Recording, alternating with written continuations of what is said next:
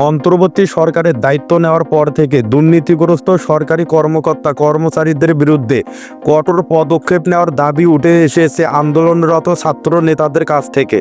বিশেষ করে যারা জুলাই অভ্যুত্থানে সক্রিয় ছিলেন তারাই প্রথম সরব হন এই দাবিতে।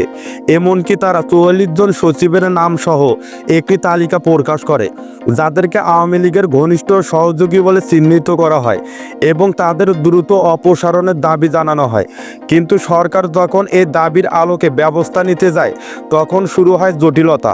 উল্টো সচিবালয়ের কিছু কর্মকর্তা আন্দোলনে নামে, যার কারণে সেই উদ্যোগ আপাতত স্থগিত রাখতে বাধ্য হয় সরকার। শুধু সচিবালয়ে নয়, জাতীয় রাজস্ব বোর্ড অর্থাৎ এনবিআরের পরিস্থিতিও ছিল আরও উদ্বেগজনক। সাম্প্রতিক সময়ে বিভিন্ন দাবিতে এনবিআরের কর্মকর্তারাও আন্দোলনে নামে, যার ফলে টানা কয়েক সপ্তাহ নাগরিক সেবা কার্যরত বন্ধ থাকে। এই অবস্থায় সরকারি কর্মকর্তা কর্মচারীদের লাগাম টেনে ধরতে এবার সরকার একটি নতুন অর্ধাদেশ জারি করেছে। এই অর্ধাদেশে বলা হয়েছে, কেউ যদি আইনসঙ্গত কারণ ছাড়া সরকারি কোনো আদেশ, পরিপত্র বা নির্দেশ অমান্য করেন কিংবা তা বাস্তবায়নে বাধা দেন অথবা অন্য কোনো সরকারি কর্মকর্তাকেও এতে উস্কানি দেন, তাহলে তার সর্বোচ্চ শাস্তি হবে চাকরি থেকে বরখাস্ত।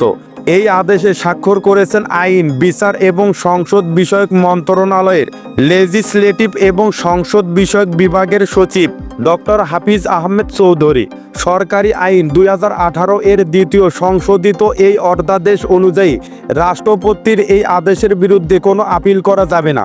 তবে দণ্ডপ্রাপ্ত কর্মচারী 30 কার্য দিবসের মধ্যে রাষ্ট্রপতির কাছ থেকে পূর্ণ বিচার চেয়ে আবেদন করতে পারবেন।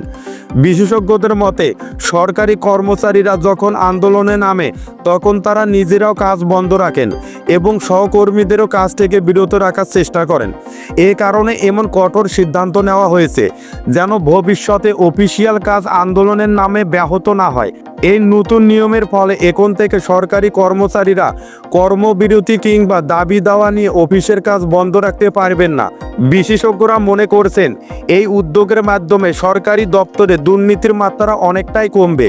একই সঙ্গে যারা আগে দুর্নীতিতে জড়িত ছিলেন তাদের বিরুদ্ধেও সহজে ব্যবস্থা নেওয়া সম্ভব হবে।